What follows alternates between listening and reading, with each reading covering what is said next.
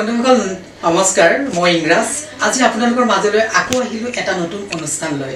আসলতে আজি মই উপস্থিত আছো অসমৰ এনে এগৰাকী বিশিষ্টৰ ব্যক্তিৰ বাসগৃহত বন্ধুসকল আমাৰ অতিকে মৰমৰ আৰু শ্ৰদ্ধাৰ অসমৰ অভিনেত্ৰী আমাৰ অতিকে মৰমৰ চেতনা বাইদেউৰ বাসগৃহত বাইদেউ নমস্কাৰ জনালো আপোনাক নমস্কাৰ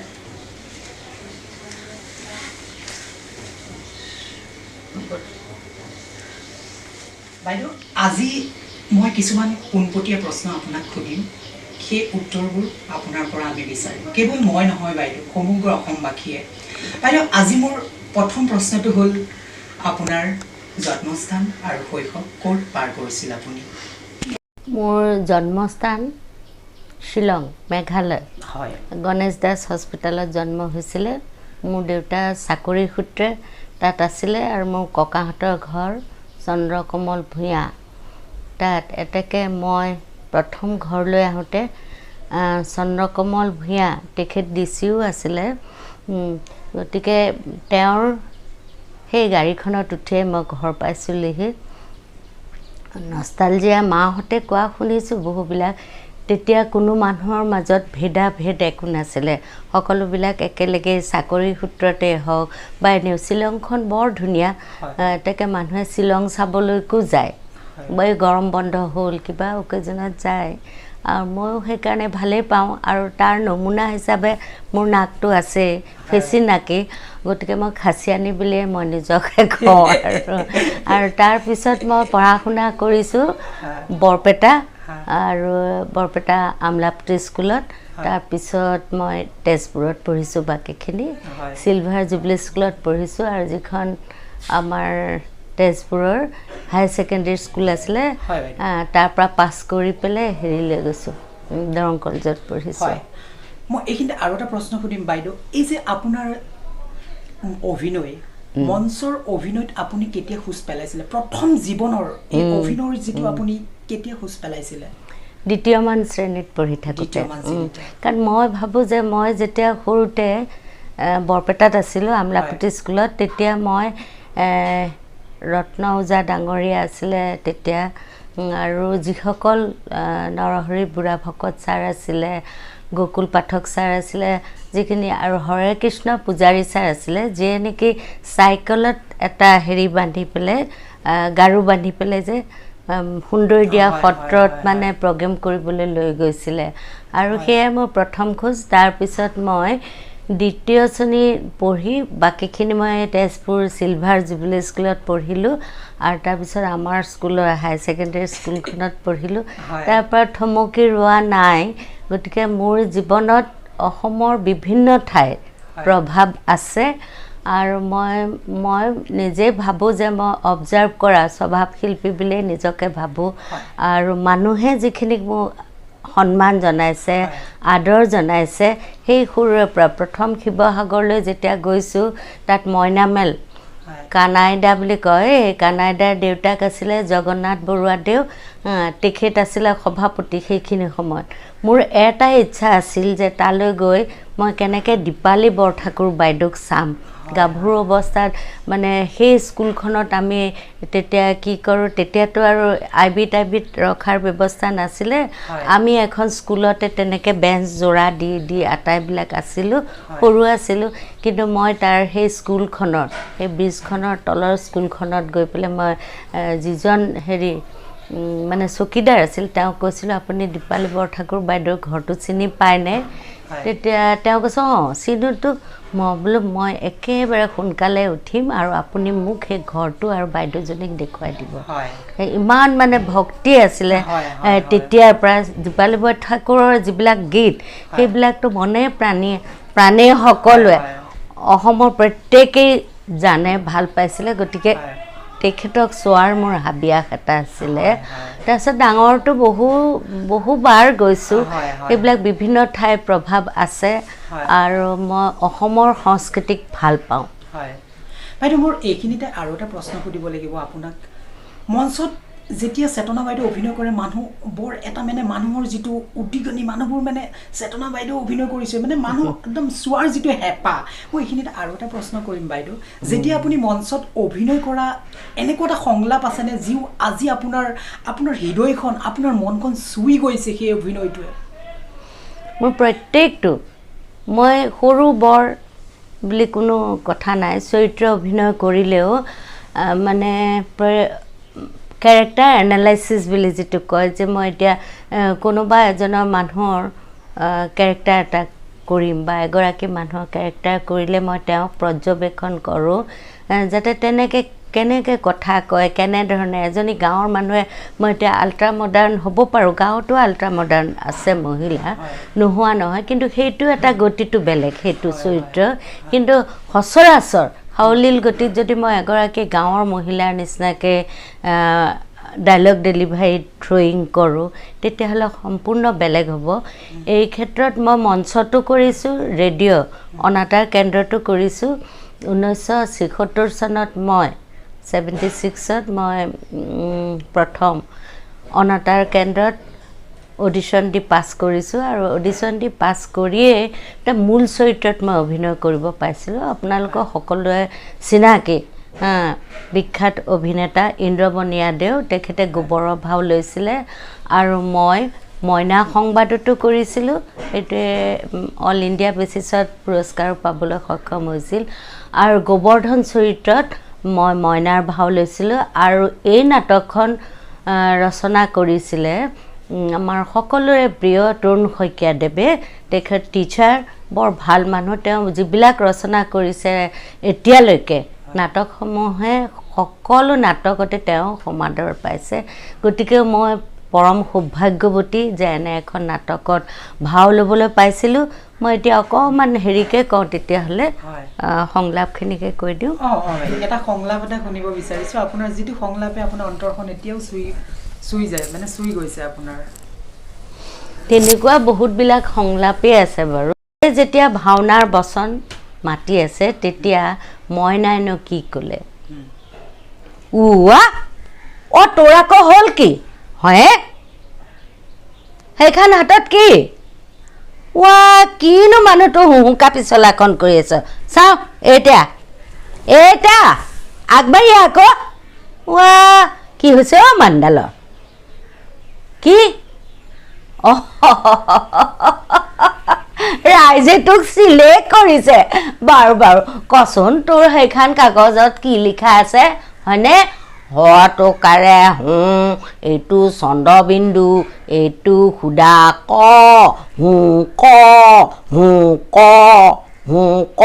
হেৰ হুক নহয় অ মটোকাৰে হটোকাৰে এইটো চন্দ্ৰবিন্দু আৰু এইটো হৈছে সুদা ক ক বাৰু কচোন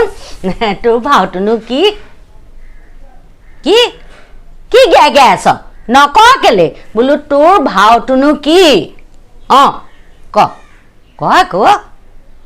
ৱা কিনো কৰি আছ হয় চাওঁ কি গেগাই আছ নক কেলে গেগাই আছ যে কি গেন্ধাৰী ঐ বচন কোনে দিলে তোক হে হৰি লোকৰ মতাই ৰয়েল নুঙা পোচাক পিন্ধি গপচ ওলাব ঘৈণীয়েকহঁতৰ বুকু দুহাত ফুলিব আমাৰ এইটো ওলাব চকুত ক'লা পতি বান্ধি খেপিয়াই নাযাওঁ মই ভাওনা চাওনা চাবলৈ যা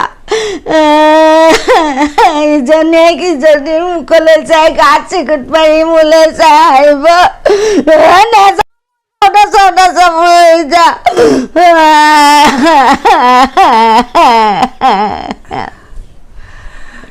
বাইদেউ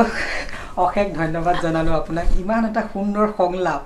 আৰু এটা মই এইখিনিতে এটা কথা সুধিবলৈ বাইদেউ আপোনাৰ হাঁহনখন বৰ ধুনীয়া লাগে কেৱল মই কোৱা কথা নহয় গোটেই অসমবাসীৰ প্ৰিয় আজি যেতিয়া মই ৰাতিপুৱা আপোনাৰ সাক্ষাৎকাৰটো ল'বলৈ আহিব ওলাইছোঁ তলতে ছোৱালী দুজনী থাকে আমাৰ ঘৰৰ ওচৰতে ঐ আজি তুমি চেতনা বাইদেউ হাঁহনখনৰ কথা সুধিবা দেই বুলি সুধিম আৰু হাঁহনখন লৈ আহিবা লগত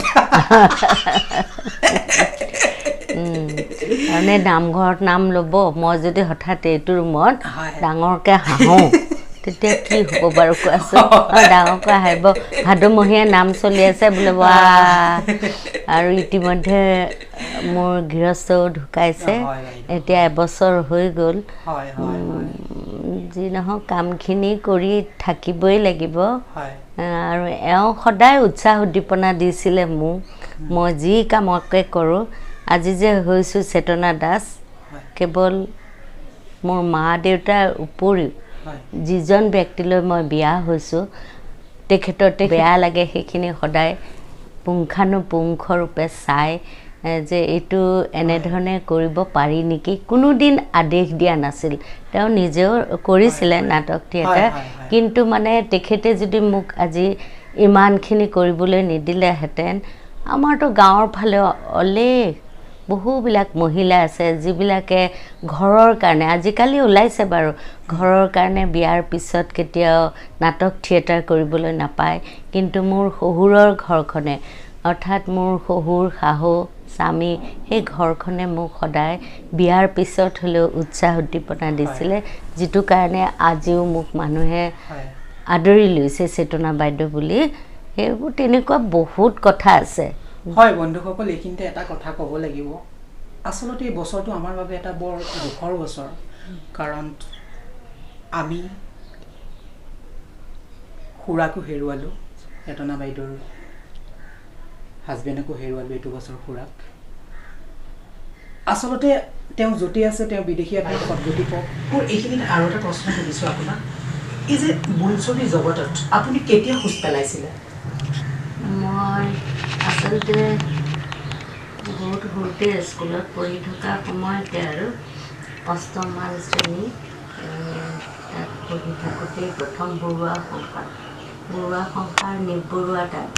নিবৰুৱাদেৱৰ হেৰি আছিল পৰিচালনা আছিলে আৰু বহুত মানে আচলতে লোকসংগীতৰ লগত জড়িত আছিলে এটা বিহু নামৰ দ্বাৰা প্ৰথম আৰম্ভণি হৈছিলে মোৰ আৰু মোৰ মানে কেমেৰা তেতিয়া আছিলে নলিন দুৱৰা মোৰ কেমেৰা সম্পৰ্কে একেবাৰে জ্ঞান নাছিল আমি কেৱল নাচি বাগি গান গাই থকা সময়তে আৰু তেতিয়া আমি নাটক থিয়েটাৰ কৰি ভাল পাওঁ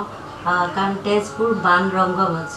নাম চাগে শুনিছোঁ বাণ থিয়েটাৰৰ মজিয়াৰ পৰাই মই গতি কৰিছোঁ মই পৰম সৌভাগ্যৱতী এইকাৰণে যে প্ৰথম নেশ্যনেল স্কুল অফ ড্ৰামা ৰাষ্ট্ৰীয় নাট্য বিদ্যালয়ৰ পৰা পাছ কৰি আহি দুলাল ৰয় ডাঙৰীয়াই তেখেতৰ নাটক প্ৰত্যেকখনতে মই অভিনয় কৰোঁ আৰু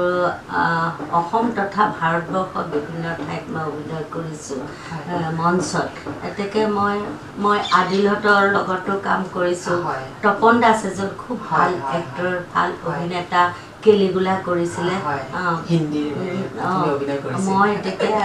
তপনৰ এগেইনষ্টে মই সেইটো বন্ধুসকল মই এইখিনিতে এটা কথা ক'ব লাগিব কাৰণ চেতনা বাইদেউৰ আচলতে প্ৰতিভাৰ কথা কৈ কেতিয়াও শেষ কৰিব নোৱাৰি কাৰণ ইমানেই প্ৰতিভা আজি হয়তো সময় কম আমাৰ হাতত এদিন আমি ধুনীয়া এটা সময় ল'ম বাইদেউৰ এটা আমি ধুনীয়া সাক্ষাৎকাৰ আৰু এটা মই ল'বলৈ মই চেষ্টা কৰিম বন্ধুসকল আচলতে মানুহৰ এতিয়া মানে বাইদেউৰ কথা শুনি আচলতে সেই আগৰ স্মৃতিবিলাকলৈ আকৌ শৈশৱৰ সেই ককা আইতাৰ স্কুল যোৱা অৱস্থাটোলৈ দৌৰি আচলতে সেই স্মৃতিবিলাকলৈ আজি মনত পৰিছে বাইদেউ মই আৰু এটা কথা সুধিব লাগিব এইখিনিতে আপোনাক বহুত অভিনয় কৰিলে মই এতিয়া আশীখনৰ ওপৰত প্ৰশ্নটো হ'ল বহুত অভিনয় কৰিলে বহুত বোলছবিত কৰিলে বহুত চিৰিয়েল কৰিলে জীৱনত এনেকুৱা স্মৃতি আছেনে যিবোৰ স্মৃতি আজিও বহুত কন্দুৱাই চেতনা বাইদেউ বহুত কন্দুৱাই কান্দনটো মই বৰ ভাল নাপাওঁ সেইকাৰণে দিলে নেকি কান্দন আৰু যেতিয়া মই মোক চাই থকা দৰ্শকখিনিক দেখোঁ তেতিয়া মই বুকত যিটো শিল বান্ধি আছোঁ বৰ্তমান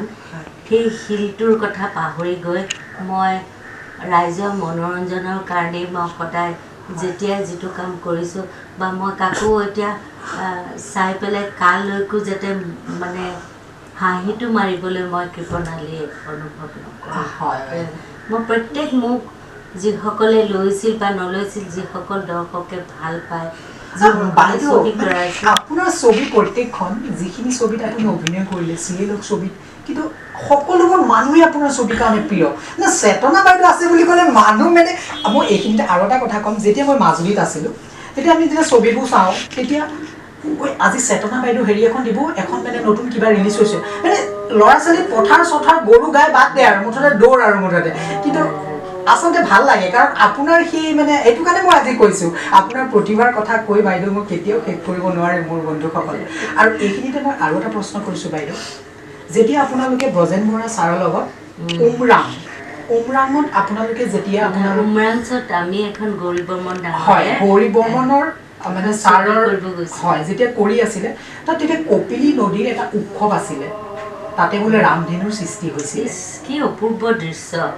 হয় কি অপূৰ্ব দৃশ্য ব্ৰজেনৰ লগত মই বহুবিলাকেই মাকৰ অভিনয়ত আপুনি অভিনয় কৰিছিলে তাৰ পৰা এই অলপতে যিখন ডাইৰেকশ্যন দিছিলে ব্ৰজেনে আমি মাজুলীত হয় হয় মই আহিম সেইটো প্ৰশ্নলৈ কিন্তু মাজুলীত কৰিছিলোঁ আৰু তাত আৰু খুব সাৱলীল গতিত কৰে মানে ব্ৰজেনে আলোচনা কৰিলে বাছ হ'ব চেতনা বাইদেউ এইটো আপুনি এনেকৈ এনেকৈ কৰিব চিনটো এনেকুৱা এনেকুৱা মানে এইটো বৰ মুকলিমূৰীয়াকৈ ক'বলৈ দিয়ে আৰু আমি সাধাৰণতে কেমেৰাৰ জ্ঞানটো আৰু ষ্টেজৰ জ্ঞানটো বা ৰেডিঅ'ৰ নাটকৰ জ্ঞানটো সেইটো সম্পূৰ্ণ বেলেগ এতিয়া মই টিভি চেণ্টাৰ প্ৰথম টিভি চিৰিয়েল কৰিছোঁ তেতিয়াও তেনেকুৱা কিন্তু সেইবিলাক কথা আমি খুব নিজৰ হেৰিৰ ভিতৰতে মানে আমাৰ যিখিনি জ্ঞান সেইখিনিৰ ভিতৰতে আমি কৰিবলৈ চেষ্টা কৰোঁ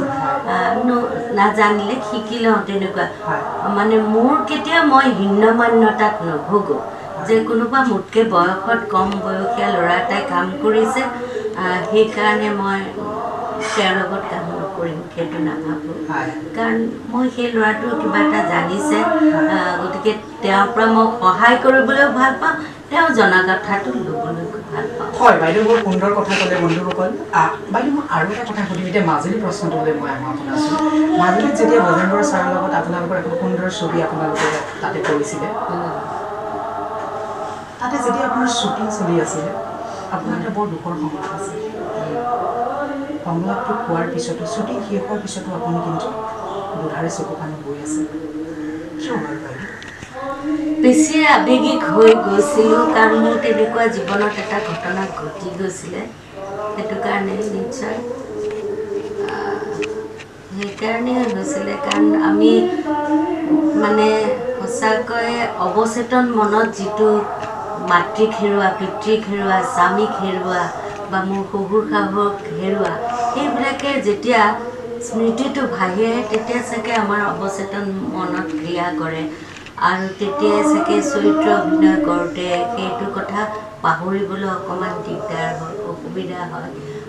তেনেকুৱাকৈ ব্ৰজেনে ঠিক তেনেকুৱাকৈ আমাক সজাগ কৰাই লৈছিলে আমি তেনেধৰণে কৰিছিলোঁ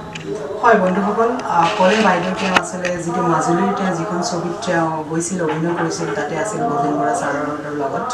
আৰু বাইদেউ মই এইখিনিতে আৰু এটা প্ৰশ্ন মই আপোনাক সুধিব লাগিব এতিয়া যিটো আমাৰ নৱপ্ৰজন্ম যিখিনি আমাৰ উদীয়মান